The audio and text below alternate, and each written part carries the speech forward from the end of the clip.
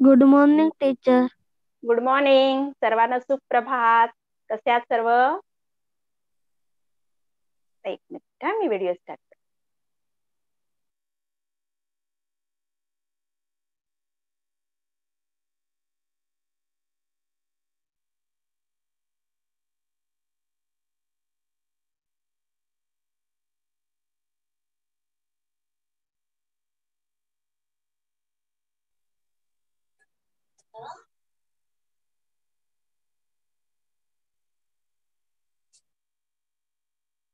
सुप्रभात. बृहन्मुंबई महानगरपालिका शिक्षण विभागांतर्गत शाळा बंद परंतु शिक्षण मात्र आहे या उपक्रमातील या आपल्या ऑनलाईन वर्गामध्ये आपणा सर्वांचं मनापासून स्वागत. मी माधुरी सुभाष जाधव, शाळा नाडकर्णी पार्क मनपा मराठी शाळा क्रमांक 3. कसे आहात सर्वजण? मजेत आहात ना? घरातच राहा आणि सुरक्षित राहा. आज आपण इयत्ता 6वी मराठी व्याकरणाचा अभ्यास करणार आहोत. यापूर्वी व्याकरणामध्ये आपण शब्दांच्या जाती अभ्यासल्या आहेत. सांगता येतील का कोणत्या शब्दाच्या जाती आपण अभ्यासल्या आहेत? नाम, विशेषण, क्रियापद. क्रियापद. नाम, सर्वनाम, विशेषण, क्रियापद या शब्दांच्या जातीचा आपण अभ्यास केलाय, हो ना? त्याचप्रमाणे नामांचे प्रकार पाहिले आहेत, सर्वनामांचे प्रकार अभ्यासले आहेत आणि विशेषणांचे प्रकारही आपण अभ्यासले आहेत. आज आपण क्रियापदांचे प्रकार अभ्यासणार आहोत. त्यापूर्वी आपण थोडी उजळणी पण करून घेऊया.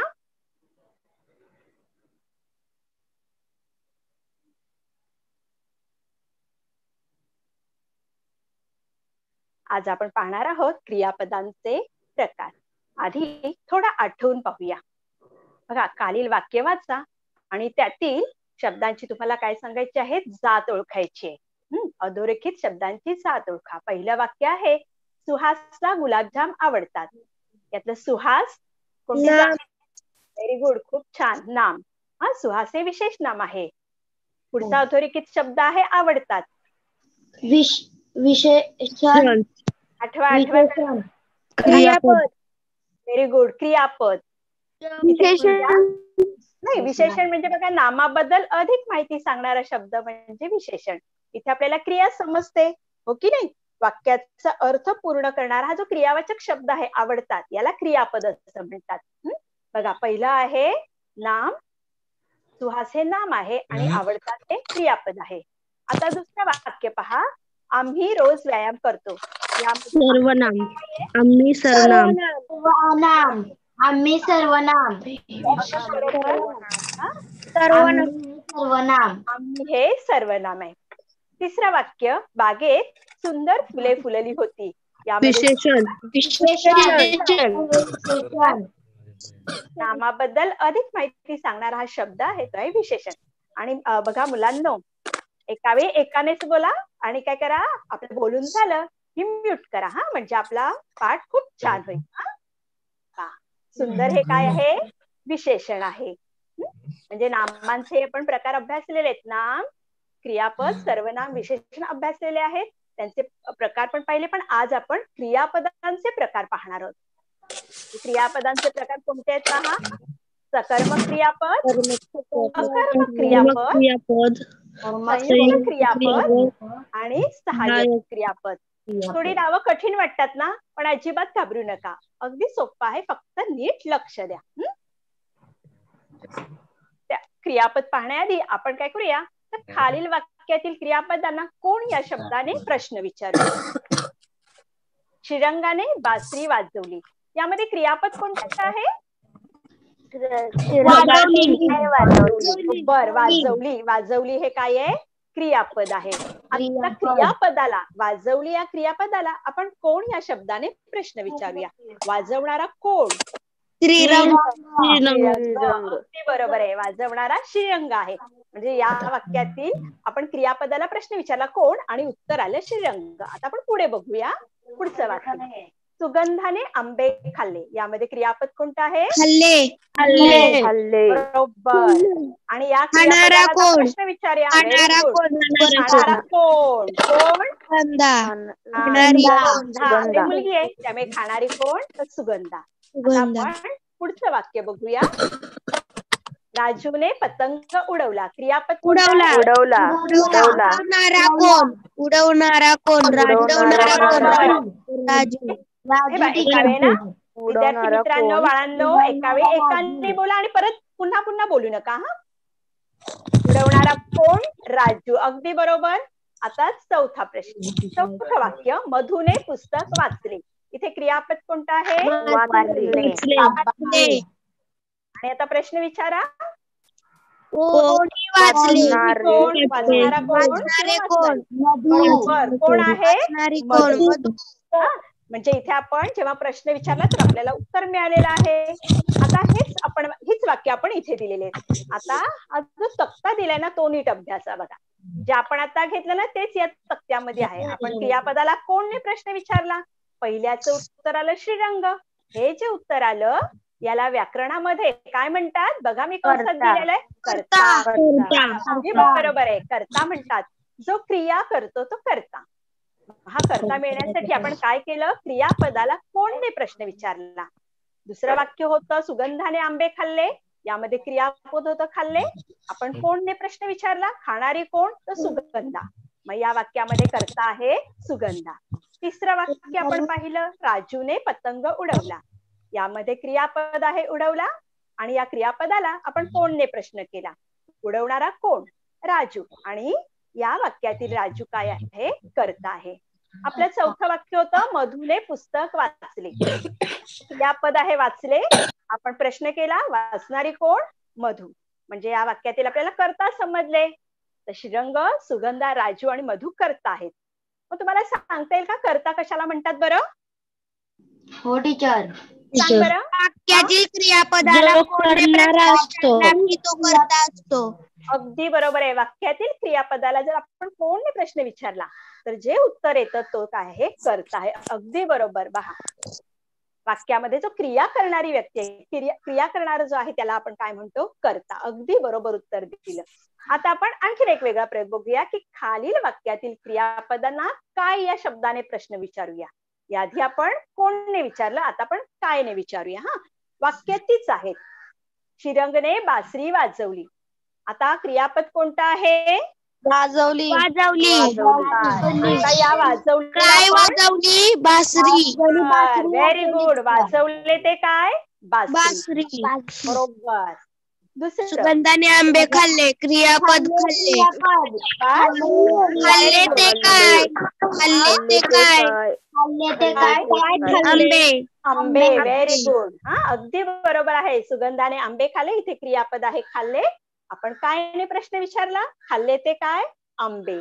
आता पुढचं वाक्य, राजूने पतंग उडवला. क्रियापद उडवला. पतंग. शाबास. काय? पतंग. बरोबर आहे. बरोबर. आता चौथं वाक्य, मधुने वाचले. आणि प्रश्न, वाचले ते काय? पुस्तक. वाचले ते काय? पुस्तक. अगदी बरोबर आहे. आता हेच वाक्य आपण तक्त्यामध्ये बघूया. बघा, वाक्य तीच आहेत. आपण तक्ता पाहूया. आपण क्रियापदाला प्रश्न विचारला काय नाही आणि मग उत्तर जे आलेलं आहे बघा, पहिला आहे श्रीरंगने बासरी वाजवली. क्रियापद आहे वाजवली. कायने प्रश्न विचारला? वाजवले ते काय? तर उत्तर काय आलं? बासरी. मग बासरी हे काय आहे? व्याकरणामध्ये काय म्हणतात? कर्म. त्यामध्ये लिहिले बघा उत्तर, कर्म. बासरी हे कर्म आहे. वाजवण्याची क्रिया ज्याच्यावर झाली त्याला कर्म असं म्हणतात. पुढचं वाक्य आहे, सुगंधाने आंबे खाल्ले. इथलं क्रियापद आहे खाल्ले आणि आपण कायने प्रश्न विचारला? खाल्ले ते काय? उत्तराला आंबे. म्हणजे सुगंधाने आंबे खाल्ले यातलं कर्म आहे आंबे. राजूने पतंग उडवला. आपण कायने उडवला प्रश्न विचारला? उत्तर आलं पतंग. पतंग हे काय आहे? कर्म आहे. मधुने पुस्तक वाचले. यामध्ये वाचले या क्रियापदाला आपण कायने प्रश्न केला? वाचले ते काय? पुस्तक. मग पुस्तक इथे काय आहे? कर्म आहे. म्हणजे इथे कर्म तुम्हाला समजलंय. कशाला म्हणायचं आपण कर्म? कोण सांगे?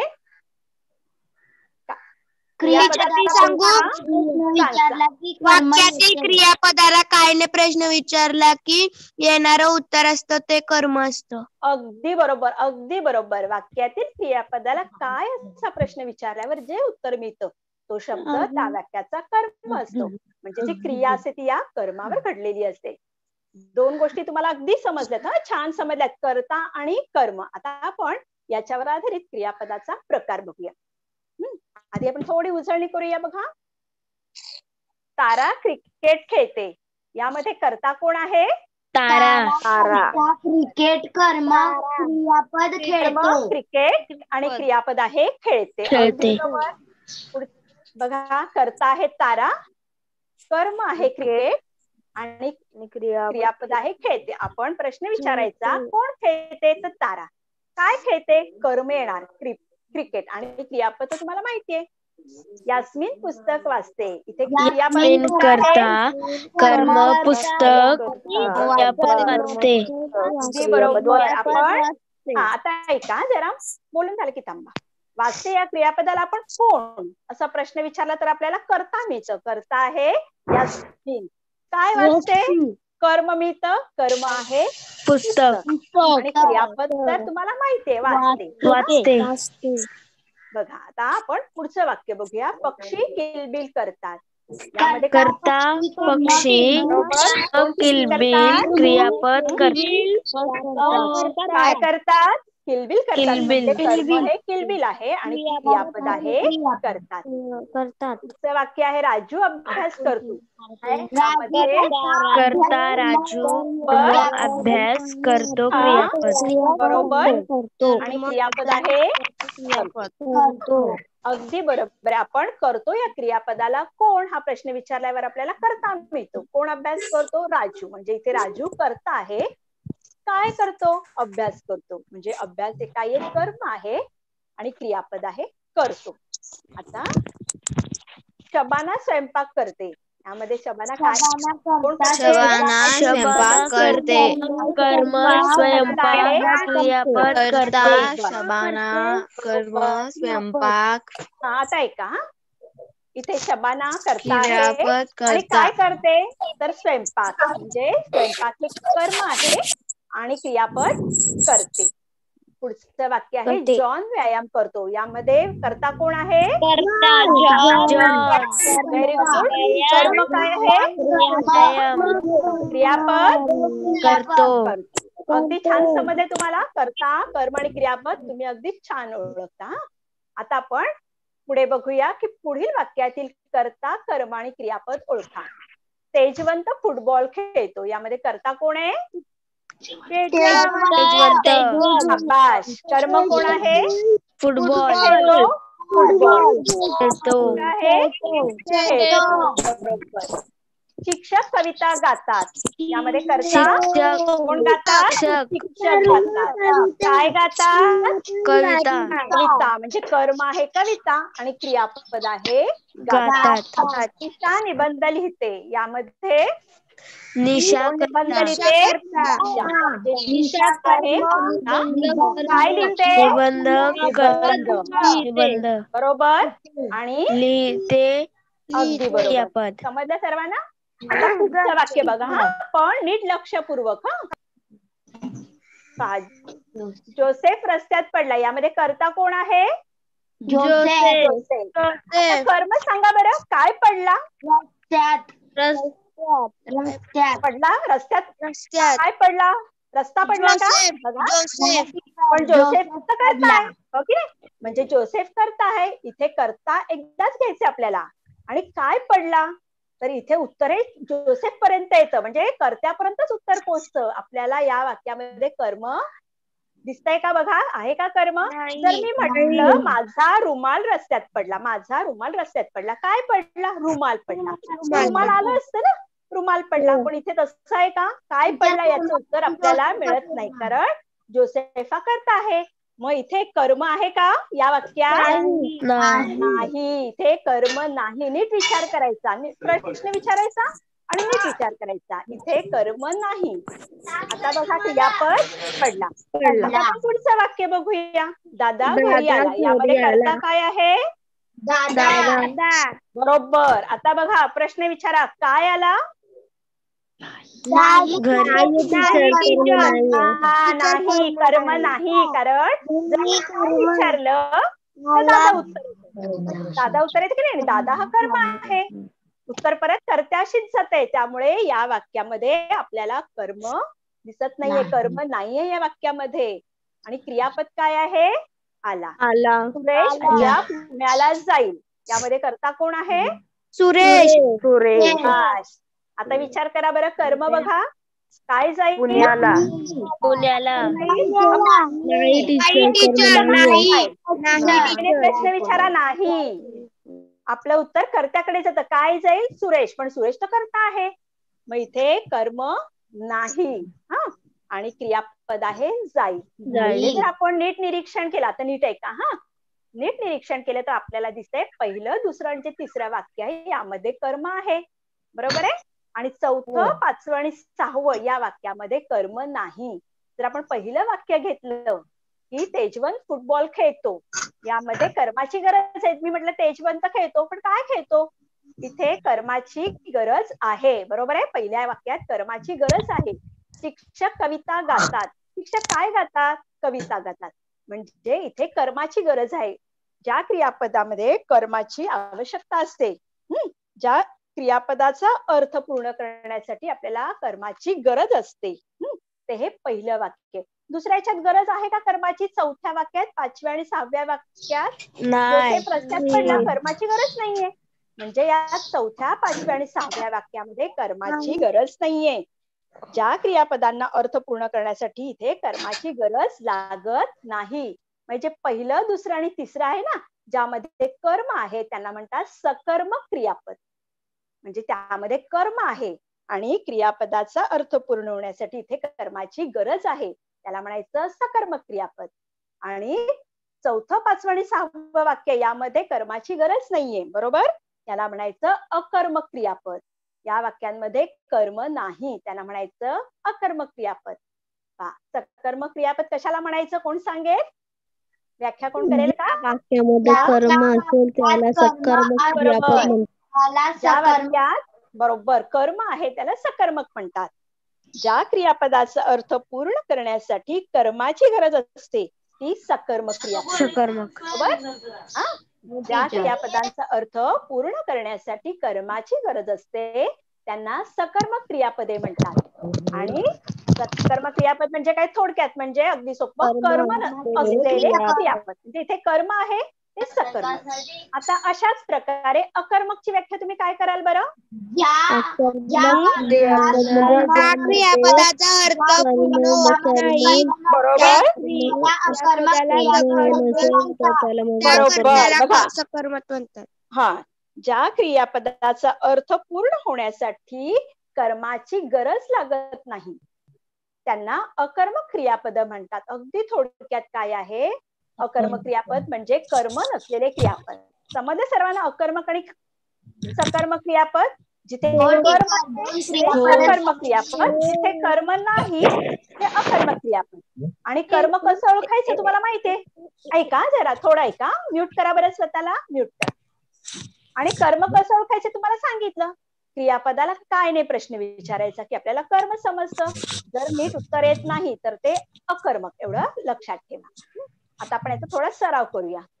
पुढील क्रियापद आहे सकर्मक की अकर्मक ते ओळखा. आई भाकरी करते. क्रियापदाला प्रश्न करा, काय करते? सकर्मक क्रियापद टीचर. बरोबर. तर येतं भाकरी. आपण विचारले ना काय करते? भाकरी. म्हणजे इथे कर्म आहे म्हणजे येणार आहे सकर्मक क्रियापद. दुसरा अकर्मक आहे. गणेश रस्त्यात पडला. अकर्मक. हा बरोबर. कारण काय पडला? उत्तर येत नाहीये म्हणजे येणार आहे अकर्मक क्रियापद. तिसरं बघा, समीर दररोज शाळेत जातो. सकर्मक. विचारा काय जातो? काय जातो? नाही येते उत्तर, कारण उत्तर कर्त्याकडे जाते. आपल्याला कर्ता हवंय, आपल्याला कर्म हवंय म्हणजे येणार आहे अकर्मक क्रियापद. चौथं वाक्य, अनुराधा पत्र लिहिते. बरोबर. प्रश्न विचारा. बरोबर. काय बाळांनो? पत्र लिहिते. एकदाच उत्तर सांगा आणि मग पुन्हा रिपीट करू नका. ऐका ऐका, एक मिनिट. वाक्य वाचते. अनुराधा पत्र लिहिते, यामध्ये सकर्मक क्रियापद. सुरेखाचे डोके दुखते. काय दुखते? डोके दुखते. म्हणजे इथे कर्म आहे सकर्मक क्रियापद. आई झाडाखाली बसल्या. बरोबर, कारण काय बसल्या? बरोबर. काय नाही नीट ऐका बाळा. हे बघ, गायी झाडाखाली बसल्या. काय बसल्या? इथे करता येतोय गायी, पण आपल्याला कर्म हवंय. काय बसल्याचं उत्तर येत नाहीये, म्हणजे इथे कर्म नाही, म्हणजे येणार आहे अकर्मक क्रियापद. समजलं सर्वांना? सकर्मक क्रियापद आणि अकर्मक क्रियापद. ज्या वाक्यामध्ये कर्म आहे ते सकर्मक क्रियापद आणि ज्या वाक्यामध्ये कर्म नाही ते अकर्मक क्रियापद. पण लगेच वाक्य बघून आपण ठरवायचं नाही. आपण क्रियापदाला प्रश्न विचारायचा, काय, आणि नीट विचार करायचं, खरंच सकर्मक आहे, कर्म आहे का, कर्म नाही, विचार करूनच उत्तर ठरवा. तुम्हाला हा गट खूप छान समजला. आपण क्रियापदाचे 2 प्रकार पाहिले आता, सकर्मक आणि अकर्मक क्रियापद. आता आपण पुढचं प्रकार बघूया. खालील वाक्य वाचा आणि अधोरेखित शब्दांचे निरीक्षण करा. पहिलं वाक्य आहे, क्रीडांगणावर मुले खेळू लागली. आता इथे आपण पाहतोय की आपल्याला क्रियावाचक शब्द किती दिसत आहेत रे? 2 दिसत आहेत, हो ना? या वाक्यामध्ये एकाच वाक्यामध्ये 2 क्रिया दिसतात, बरोबर आहे. आता एक आहे खेळू आणि लागली. म्यूट करा. उत्तरे सांगून झाले ना की म्यूट करा. पहिलं खेळू आहे, बरोबर आहे. आता मी म्हटलं क्रीडांगणावर मुले खेळू आणि थांबले, वाक्य संपवलं. अर्थ पूर्ण होतोय का? क्रीडांगणावर मुले खेळू नाही होत अर्थ पूर्ण. आता मी नुसतं तिसरं घेतलं, पुढचं घेतलं, लागली. क्रीडांगणावर मुले लागली. इथे अर्थ पूर्ण होतोय का वाक्याचा? नाही. म्हणजे वाक्याचा अर्थ पूर्ण होण्यासाठी आपल्याला आणखीन एका शब्दाची गरज लागते ना. बघा, क्रीडांगणावर मुले खेळू, इथे वाक्याचा अर्थ पूर्ण होत नाही म्हणून आपण लागली हे आणखीन एक क्रियापद वापरलं, बरोबर आहे. याला म्हणतात सहाय्यक क्रियापद. त्याच्या आधी आपण तक्ता बघूया म्हणजे तुम्हाला छान कळेल. बघा, आता पहिलं जे वाक्य आहे, क्रीडांगणावर मुले खेळू लागली, यातला जो खेळू शब्द आहे त्यातला मूळ धातू म्हणजे काय? क्रिया. मूळ क्रिया काय आहे? खेळ. आणि या खेळला उ हा प्रत्यय लागून धातू साधित तयार झालं. त्याला कृदंत असं पण म्हणतात. नाव थोडं समजायला किंवा लक्षात ठेवायला अवघड आहे, पण लक्षात ठेवा की खेळ हा मूळ धातू आहे. मूळ धातू म्हणजे मूळ क्रिया आणि त्याला पण उ प्रत्यय लागून तयार झालं धातू साधित म्हणजेच कृदंत. आता या कृदंताने वाक्याचा अर्थ पूर्ण होत नाही, मग त्यासाठी आपण आणखीन एक जोड क्रियापद मदतीला घेतलं, हो की नाही? कारण नुसतं खेळू म्हटलं तर आपल्याला वाक्याचा अर्थ तर कळत नाही, त्याशिवाय काळ सुद्धा समजत नाही की हे वर्तमान काळ आहे, भविष्य काळ आहे की भूतकाळ आहे. म्हणून वाक्याचा अर्थ पूर्ण होण्यासाठी, वाक्यातील क्रिया कळण्यासाठी आपल्याला 2 क्रियादर्शक शब्द वापरावे लागतात. हा जो दुसरा शब्द आहे की नाही, म्हणजे जोड क्रियापद आपण वापरतो. मग इथे लागली या क्रियापदाची आपण मदत घेतली, यालाच म्हणतात सहाय्यक क्रियापद. आणि दोघांचे मिळून म्हणजे धातू साधित आणि सहाय्यक क्रियापद मिळून तयार झालं संयुक्त क्रियापद. आणि हे संयुक्त क्रियापद आपण या वाक्यामध्ये वापरले. समजलं सगळ्यांना? पुन्हा बघा. आता दुसरं वाक्य आपण बघूया. मीना पुस्तक वाचत आहे. यामध्ये 2 क्रिया दिसत आपल्याला, वाचत आणि आहे. यामध्ये मूळ धातू कोणता आहे? कोणती क्रिया आहे? मूळ वाच. आणि त्याला प्रत्यय लागून त हा प्रत्यय लागून शब्द झालाय धातू साधित, त्याला म्हणतात धातू साधित. कोणता धातू साधित आहे? वाचत. आता मीना पुस्तक वाचत एवढं म्हटलं की अर्थ पूर्ण होत नाही, म्हणून आपण आणखीन एका क्रियापदाची मदत घेतली, त्याला म्हणतात सहाय्यक क्रियापद. हे आहे. आपण आहे या सहाय्यक क्रियापदाची मदत घेतली आणि मग तयार झालं संयुक्त क्रियापद वाचत आहे. म्हणजे धातू साधित आणि सहाय्यक क्रियापद मिळून तयार झालं संयुक्त क्रियापद वाचत आहे. सरिताने सर्व अभ्यास करून आणला. इथे पण 2 क्रियावाचक शब्द आहेत. नुसतं म्हटलं सरिताने सर्व अभ्यास करून, वाक्याचा अर्थ आपल्याला समजत नाही, म्हणून आपण सहाय्यक क्रियापदाची मदत घेतली. यामध्ये करून या क्रियावाचक शब्दाचं की नाही, कर हा मूळ धातू आहे आणि त्याला ऊन हा प्रत्यय लागून धातू साधित तयार झालं. आणि एक लक्षात ठेवा, धातू साधितने वाक्य पूर्ण होत नाही म्हणून याला क्रियापद म्हणत नाही, याला धातू साधित किंवा कृदंत म्हणतात.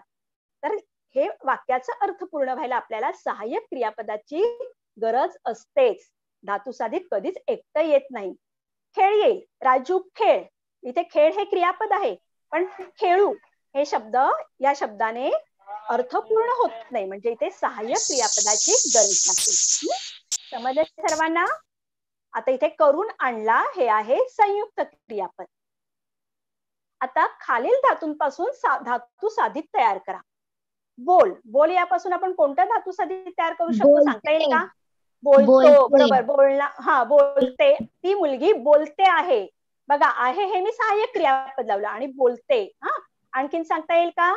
बोलते, ती मुलगी बोलत आहे.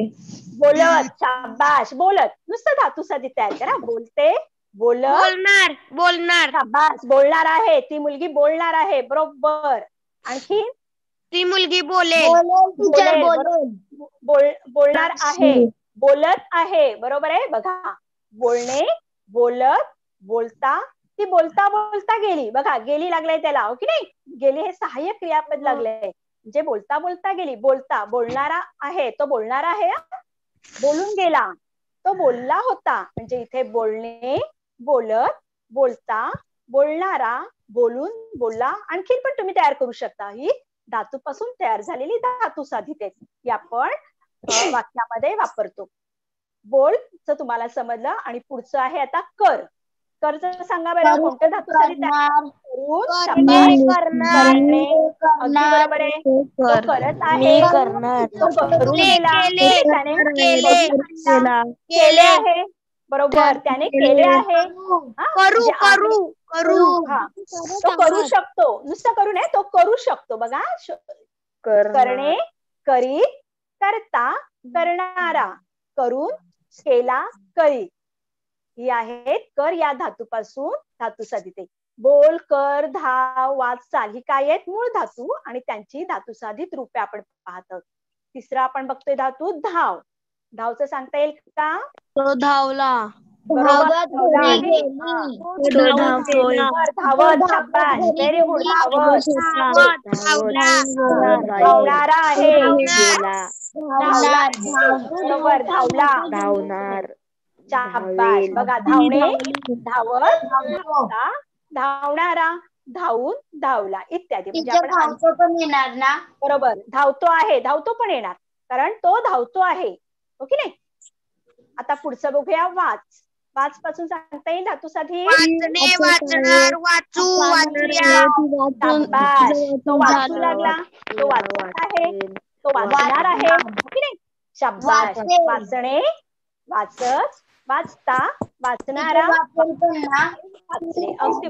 आणखीन वाचू पण येईल, तो वाचू लागला, बरोबर आहे. वाचू सुद्धा येईल, अगदी बरोबर. चाल. चाल या धातूपासून धातू साधित तयार करा. बरोबर,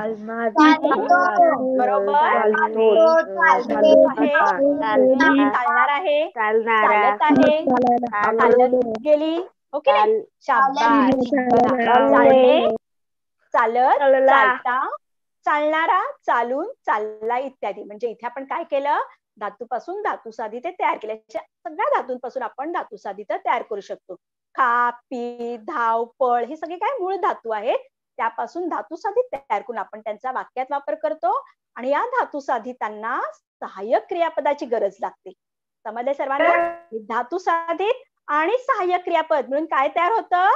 संयुक्त क्रियापद. समजले सर्वांना? आपण पुढे बघूया. पहिलं वाक्य कोणतं आहे? सुरेश समुद्रात पोहू शकतो.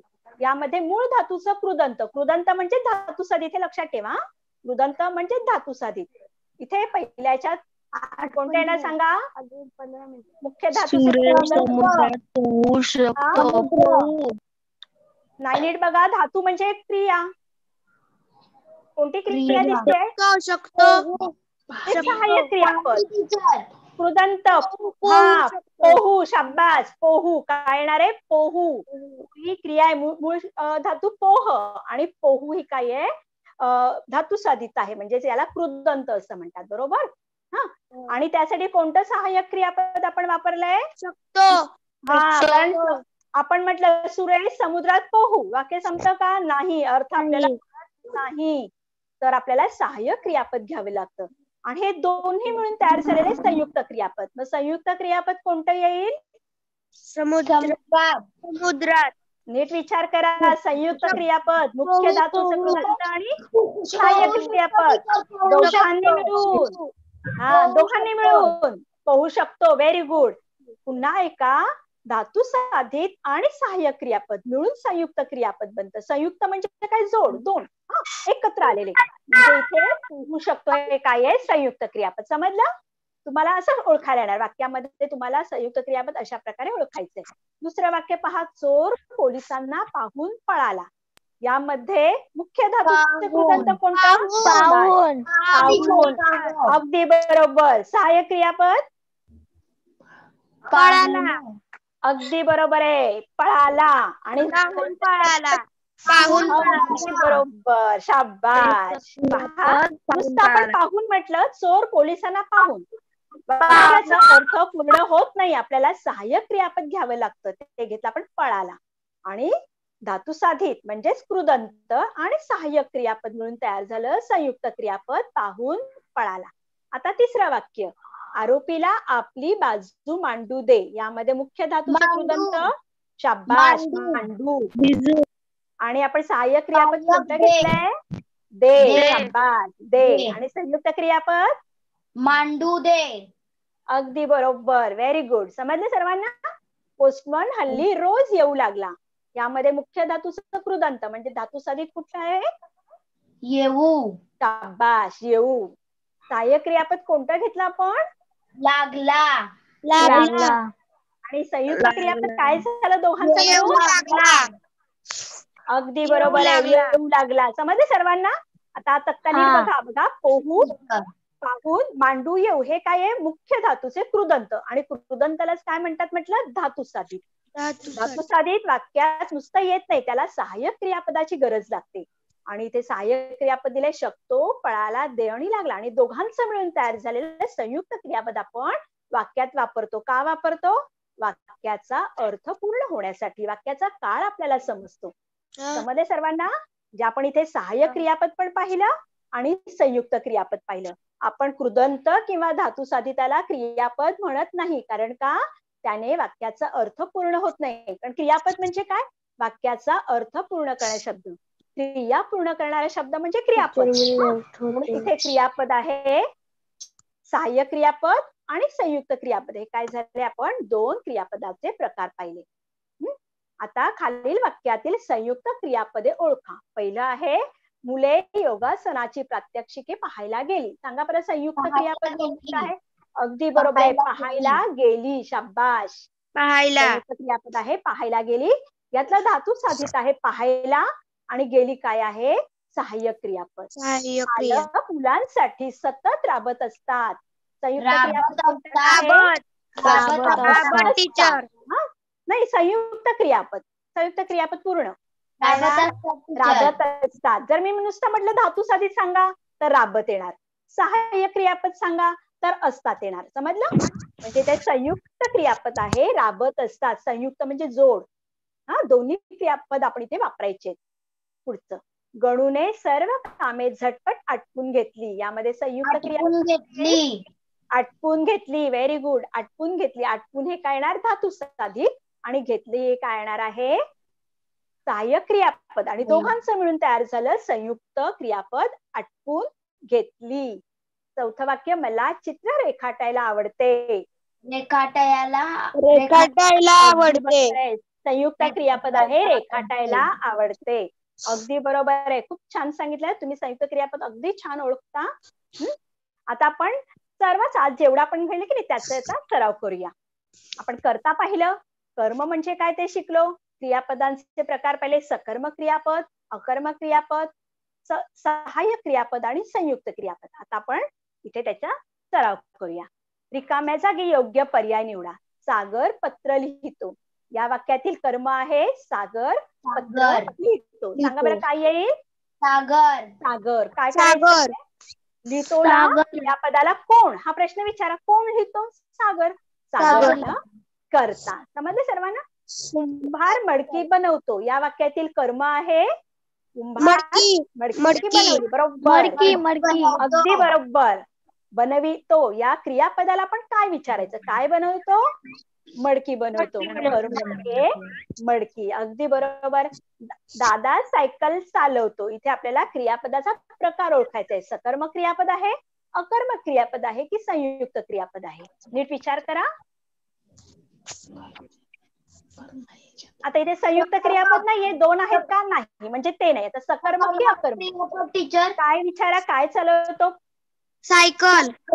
मग कर्म आहे का? अकर्मक आहे, अकर्मक. नीट बघा, काय चालवतो? सायकल. कर्म आहे. कर्म आहे म्हणजे कोणता क्रियापद? सकर्मक. शाबास, सकर्मक सकर्मक. क्रियापद. पुन्हा बघा, क्रियापदाला काय हा प्रश्न विचारा. काय चालवतो? सायकल. म्हणजे इथे कर्म आहे म्हणजे येणार आहे सकर्मक क्रियापद. आता आपण पुढचं बघूया. काका आजच गावी गेले. क्रियापद प्रकार सांगा. सकर्मक क्रियापद, अकर्मक क्रियापद की संयुक्त क्रियापद? संयुक्त. नीट विचार अकर्मक, करा. अकर्मक. अकर्मक. अगदी बरोबर आहे. इथे क्रियापद गेले आहे. काय गेले? नाही करता येतोय. की नाही? कर्म नाही येत आहे, त्यामुळे येणार आहे अकर्मक क्रियापद. अगदी बरोबर. बाबा उद्या पुण्याला जाणार आहेत. नीट बघा, पुण्याला जाणार आहेत. सकर्मक क्रियापद, अकर्मक क्रियापद. अकर्मक. अगदी बरोबर. इथे अकर्मक क्रियापद पण आहे. आणखीन एक प्रकार आहे बघा. दोन प्रकार आहेत इथे. संयुक्त. जाणार आहेत. बघा, जाणार आहेत संयुक्त क्रियापद आहे. तसंच हे वाक्य अकर्मक पण आहे. हा, अगदी बरोबर. Very good. मुले क्रीडांगणावर खेळत आहेत. यामध्ये सहाय्यक क्रियापद तुम्हाला ओळखायचे.